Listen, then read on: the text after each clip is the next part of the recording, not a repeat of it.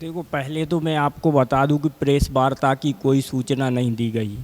यह व्हाट्सएप के माध्यम से चलाया गया बस कि फलानी जगह फलाने समय खाना पीना भी है और प्रेस वार्ता भी है। इसको हम क्या मानें?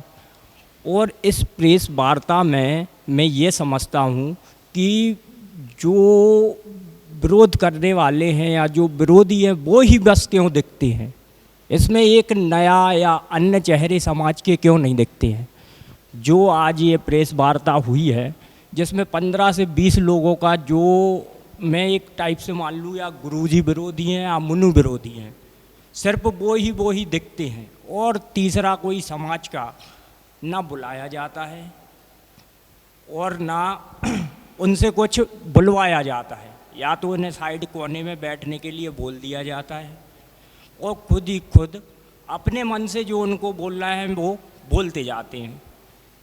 पहली बात तो मैंने फेसबुक और व्हाट्सएप और अन्य न्यूज़ के माध्यम से सुनने में आया है प्रेस वार्ता का, तो मैंने तो कमेंट के माध्यम से उनको बता दिया कि मैं इसका विरोध करता हूँ। और उसमें सबसे पहले तो ये किसी महानुभाव ने ये भी बोला था कि जिन शासन का कोई शेर नहीं होता और यह आगम सम्मत नहीं है। जबकि उन्हें बता दूं कि गुरुजी ने स्वयं उनको बता दिया है कि जिन शासन में शेर भी होता है वो दहाड़ता भी है, और उसकी दहाड़ ऐसी होती है कि ये जिनने बोला है उनको तो समझ में आ ही गया है, और जो उस हिस्से में हंसी ठिठोली कर रहे थे उनको भी पता चल गया कि जिन शासन का शेर क्या होता है। फिर ये हम नहीं, पूरी समाज जानती है। 10-15 लोगों के विरोध करने से ये विरोध नहीं हो सकता जो हम देख रहे हैं। मुझे उस बात को लेके मेरा मन बहुत दुखी भी है कि ये जैन समाज के कुछ लोग ऐसी बातें कर रहे हैं। और आज सागर समाज में कहीं भी जाओ तो हम लोगों को नीचा देखना पड़ रहा है। जो साधु भक्त होता है, गुरु भक्त होता है, मुनि भक्त होता है, वो अराजकता ना फैला सकता है और ना सोच सकता है ऐसी चीज़ें। अब वो किसी चीज़ का विरोध लेके किसी चीज़ को जोड़ो, ये नहीं हो सकता। अब वो मुद्दा कुछ और है, बना कुछ और रहे हैं, ये तो उनको सोचना और समझना चाहिए। आज युवा इतना आगे है तो वो गुरुजी की बदौलत है। गुरुजी आए, चतुर्मास हुआ, और हम लोग का जो गुरु कृपा पात्र संघ है उसने मतलब 6 महीने उसको ऐसा लगा कि ये साल में से 6 महीने हैं ही नहीं।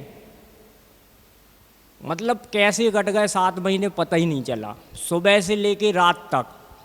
जैसे हम लोग जंगल व्यवस्था और ये अपना शिविर लगा, शिविर में अल्पाहार की व्यवस्था और जो रात में भैया वृत्ति थी वो वाली व्यवस्था, मतलब हम लोग को लगा ही नहीं।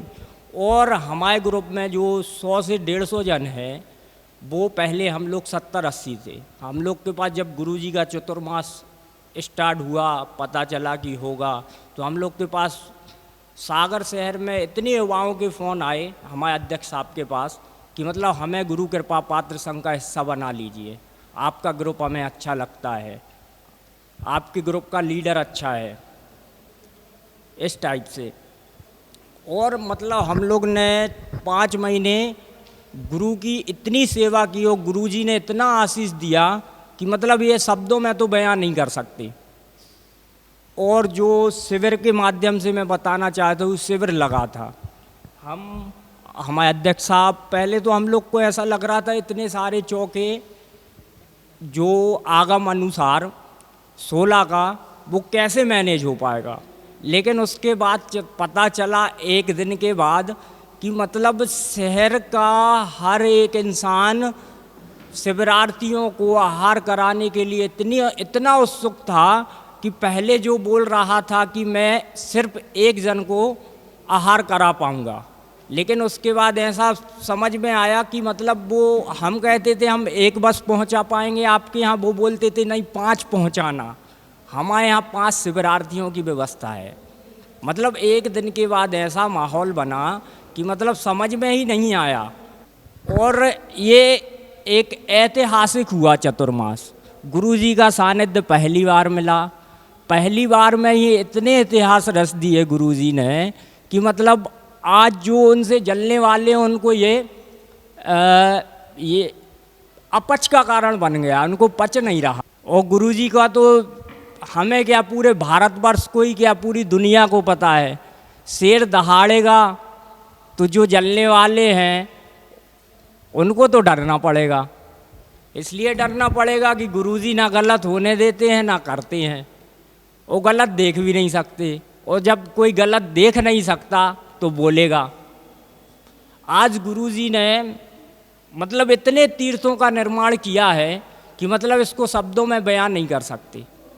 आज आप देख रहे हो भारतवर्ष में गुरुजी के पास तो ऐसे ऐसे आते हैं कि शायद गुरुजी को कभी उस जगह पे पहुंचना भी नहीं है, लेकिन वो यहाँ आके ये बोलते हैं कि गुरुजी हमें आपका सिर्फ आशीर्वाद दे दो, हम हजारों करोड़ लगाने के लिए तैयार हैं। लेकिन गुरुजी उसको भी आशीर्वाद नहीं देते, क्योंकि गुरुजी को वहाँ पहुँचना नहीं है। और आशीर्वाद देके अगर आपने करोड़ों का तीर्थ निर्माण कर लिया, सबसे पहले तो वो ये देखते हैं आप किसी भी चीज़ का जैसे निर्माण कर रहे हैं, इसमें दो चार बिचौलिए ऐसे हो जाते हैं कि वह अपनी संपत्ति अर्जन के हिसाब से काम करने लगते और उस संस्था से जुड़ने का प्रयास करते हैं, कुछ एक छोटी राशि देके। वो गुरुजी ऐसा मानते हैं कि अगर आप कुछ भी दे रहे हो, आप उस अपनी संपत्ति पे अधिकार नहीं कर सकते। मैं राजीव जैन, शास्त्री वार्ड निवासी। बोले परम पूज्य आचार्य श्री 108 विद्यासागर जी महाराज की जय। परम पूज्य मुनि पुंगव श्री सुधा सागर जी महाराज की जय। 2024 का जो पावन वर्षा ये भाग्योदय तीर्थ में मुनि पुंगव श्री सुधा सागर जी का रहा, उसमें हम सभी गुरु कृपा पात्र संघ के साथी, जो कि भाग्योदय से लगभग 1 किलोमीटर की नज़दीक पर हमारा वार्ड है, शास्त्री वार्ड, वहाँ हम सभी लोग निवास करते हैं। और हम लोगों ने गुरुजी की बहुत सेवा की और बहुत पुण्य अर्जन किया। हम लोगों के लिए जंगल की व्यवस्था दी गई थी, जिसमें हम लोगों ने देखा गुरुजी कितने करुणामयी हैं। हम लोगों के साथ में गुरुजी 4 महीने हम लोग उनके साथ में रहे, उनका बहुत आशीष प्राप्त किया। और हम लोगों की एक छोटी सी विनय पर गुरुजी ने हम लोगों को शास्त्री वार्ड में 2 दिन का प्रवास की अनुमति दी, और फिर एक और विनय की तो उन्होंने फिर 2 दिन को बढ़ा करके 4 दिन का प्रवास हम लोगों को दिया। और उनके इन 4 दिन के प्रवास में हमारे शास्त्री वार्ड का पूरा माहौल एकदम बदल गया है। जो पहले हमारे मंदिर में टोटल मिला के 30 से 35 लोग पूजन करते थे, आज ये स्थिति है कि हमारे मंदिर में जगह नहीं है। हम लोगों को लगता है हमने एक नया मंदिर का निर्माण करना पड़ेगा। और हमारी भावना भी है कि गुरुजी का एक पुण्य चतुर्मास एक बार सागर में हो और शास्त्री वार्ड को एक नया मंदिर मिले। आज हमारे मंदिर में ये स्थिति है कि नीचे और बीच में और ऊपर तीनों वेदियों में लगभग मिला के 100 लोगों से अधिक लोग अभिषेक के लिए मंदिर में ये आते हैं। और महिलाएं, बच्चे, वो सब भी बहुत ज़्यादा जुड़े हुए हैं।